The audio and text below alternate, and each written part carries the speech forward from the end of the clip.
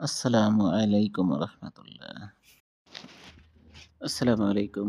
সুপ্রিয় শিক্ষার্থী বন্ধুরা, ২০২৬ সালে যারা এসএসসি পরীক্ষা দিতে যাচ্ছ তারা এখন দশম শ্রেণীতে পড়ো।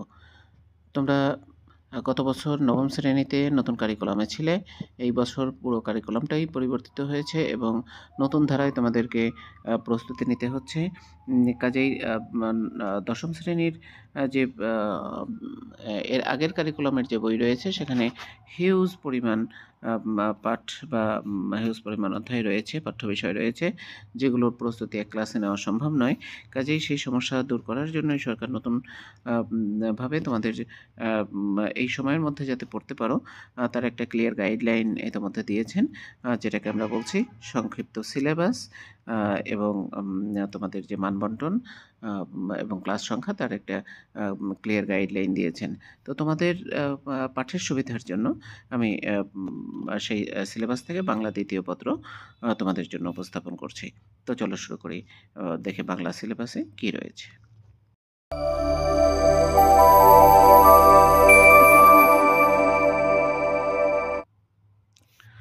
তো এখানে দেখো বাংলা দ্বিতীয় পত্রের সিলেবাসে রয়েছে। এখানে শুরুতেই লেখা আছে ২০২৬ সালের এসএসসি পরীক্ষার পুনর্বিন্যাসকৃত পাঠ্যসূচি। আমি একটু বড় করে দিচ্ছি ক্লিয়ারলি বোঝার জন্য। তো এখানে দেখো যে রয়েছে বাংলা দ্বিতীয় পত্র, বিষয় কোড নাম্বার ১০২, পূর্ণমান ১০০। তো এখানে শুরু হয়েছে পঞ্চম পরিচ্ছেদ থেকে। তোমরা জানো যে এক পরিচ্ছেদ থেকেই শুরু হয়। তোমাদের স্বল্প সময়ের জন্য এখানে কিছু পরিচ্ছেদ বাদ দিয়ে দিয়েছে। সেই পরিচ্ছেদের ভেতরে আবার কিছু কিছু টপিক বাদ দিয়ে দিয়েছে। এখানে যে টপিকগুলো আমি উল্লেখ করব সেই টপিকগুলো তোমাদেরকে ভালোভাবে পড়তে হবে। তো এখানে দেখো পরিচ্ছেদ ৫, পরিচ্ছেদ ৫ থেকে রয়েছে বাংলা ধ্বনিসমূহের পরিচয়, উচ্চারণ, স্থান ও রীতি বর্ণনা করতে পারবে। এটা হলো শিখনকালীন যে শিখন ফল, সেই শিখন ফলটা এখানে রয়েছে। তো এই বিষয়ে টা নাইবা পড়ি, কারণ এটা শিক্ষকদের জন্য। তো তোমাদের যে গাইডলাইন সেটা হলো যে পরিচ্ছেদ ৫ পড়বে, যেখানে মূল বিষয় রয়েছে ধ্বনি ও বর্ণ। এখানে তুমি সর্বমোট একটি ক্লাস পাবে, একটি ক্লাস পাবে। এরপরে রয়েছে পরিচ্ছেদ ৬। পরিচ্ছেদ ৬-এ রয়েছে ধ্বনি, স্বরধ্বনি, এখানেও একটি ক্লাস পাবে। তারপর রয়েছে পরিচ্ছেদ ৭, এখানে রয়েছে ব্যঞ্জনধ্বনি, এখানে তুমি একটি ক্লাস পাবে। এরপরে রয়েছে পরিচ্ছেদ ৮, এখানে রয়েছে বর্ণের উচ্চারণ, একটি ক্লাস পাবে। পরিচ্ছেদ ৯, এখানে পদ, শব্দ ও পদের গঠন, এখানেও তুমি একটি ক্লাস পাবে। তারপরে রয়েছে পরিচ্ছেদ ১০, উপসর্গ যোগে বা উপসর্গ দিয়ে শব্দ গঠন, এখানে তুমি একটি ক্লাস পাবে।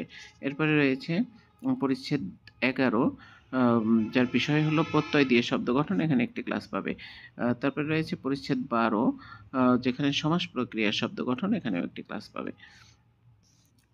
এরপরে রয়েছে পরিচ্ছেদ ১৭, শব্দের শ্রেণী বিভাগ, এখানে একটি ক্লাস পাবে। পরিচ্ছেদ ১৮, এখানেও তুমি একটি ক্লাস পাবে, বিশেষ্য। এরপরে রয়েছে পরিচ্ছেদ ১৯, সর্বনাম, এখানে তুমি একটি ক্লাস পাবে। তারপরে রয়েছে পরিচ্ছেদ ২০, বিশেষণ, এখানেও তুমি একটি ক্লাস পাবে।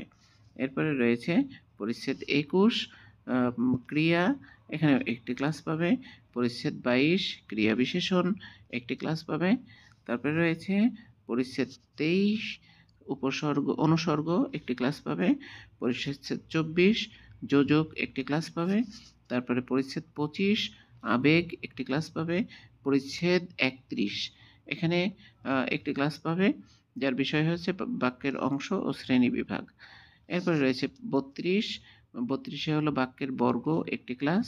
তারপরে রয়েছে পরিচ্ছেদ ৩৩, উদ্দেশ্য বিধেয়, একটি ক্লাস। তারপরে রয়েছে পরিচ্ছেদ ৩৪, সরল, জটিল ও যৌগিক বাক্য, যেখানে তুমি ২টা ক্লাস পাবে। এরপরে রয়েছে পরিচ্ছেদ ২২, দুঃখিত, পরিচ্ছেদ ৩৯, যেখানে রয়েছে বাগার্থ, একটি ক্লাস পাবে। পরিচ্ছেদ ৪০, এখানে বাগধারা, ২টি ক্লাস পাবে।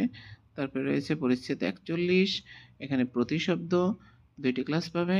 এরপরে রয়েছে ৪২, বিপরীত শব্দ, ২টি ক্লাস পাবে, একটি ক্লাস পাবে। পরিচ্ছেদ ৪৩, জোড়, শব্দ জোড়, এখানেও ২টি ক্লাস পাবে। তুমি সর্বমোট বাংলা দ্বিতীয় পত্রের জন্য বাংলা দ্বিতীয় পত্রের যে ব্যাকরণ অংশ, এই ব্যাকরণ অংশের জন্য সর্বমোট তুমি ৪৫টা ক্লাস পাবে। তো যাই হোক, নির্মিতি অংশ থেকে এখন আমি বলি যে নির্মিতি অংশ থেকে অনুচ্ছেদ লিখন, এখানে তুমি ২টি ক্লাস পাবে। এটা পরিচ্ছেদ ৪৪, ২টি ক্লাস পাবে। পরিচ্ছেদ ৪৫, এখানে রয়েছে সারাংশ সারমর্ম, এখানেও ২টি ক্লাস পাবে। তারপরে রয়েছে পরিচ্ছেদ ৪৬, ভাব সম্প্রসারণ, ২টি ক্লাস পাবে। তারপরে রয়েছে পরিচ্ছেদ ৪৭, চিঠিপত্র, ৪টি ক্লাস পাবে। তারপরে রয়েছে পরিচ্ছেদ ৪৮, সংবাদ প্রতিবেদন, ২টি ক্লাস পাবে। এরপরে রয়েছে পরিচ্ছেদ ৪৯, প্রবন্ধ, এখানে ৩টি ক্লাস পাবে। এর মধ্যে তোমাকে শেষ করতে হবে, সর্বমোট তুমি ৪৫টা ক্লাস পাবে। তো এই হলো তোমাদের যে সিলেবাস, সেই সিলেবাসের ক্লিয়ার একটা গাইডলাইন। এইভাবে তোমরা যদি পড়ো তাহলে আশা করি তোমাদের জন্য খুব স্বল্প সময়ে ভালো প্রস্তুতি নিতে পারবে। আর একটা কথা মনে রাখবে যে এখানে বিষয়বস্তুতে আমি যেটা উল্লেখ করেছি, তোমাকে এই পরিচ্ছেদের মধ্যে যদি অন্যান্য বিষয় থাকে তাহলে সেই বিষয়গুলো তুমি পরীক্ষার জন্য না পড়লেও হবে, শেখার জন্য তো অবশ্যই পড়তে হবে। পরীক্ষার জন্য যে অংশগুলো আমি বলেছি এবং এখানে তোমরা দেখতে পাচ্ছ স্ক্রিনে যে অংশগুলো রয়েছে, কেবলমাত্র সেই অংশগুলোই তুমি পড়বে এবং পরীক্ষার জন্য প্রস্তুতি নেবে। তো এই হলো আজকের বাংলা দ্বিতীয় পত্রের ক্লাস। খুব শীঘ্রই আরও একটি ক্লাস নিয়ে আমি হাজির হব, সিলেবাস, সরকার প্রদত্ত যে সিলেবাস রয়েছে সেই সিলেবাস। তবে আগে আবশ্যিক বিষয়গুলোর দিব, তারপরে অন্যান্য সাবজেক্টগুলোর সিলেবাস আমরা উপস্থাপন করব। তো সে পর্যন্ত সবাই সুস্থ থাকো, ভালো থাকো, সকলেই লেখাপড়ার সাথে থাকো, মজার ক্লাসের সাথে থাকো। সবার জন্য শুভকামনা। আসসালামু আলাইকুম।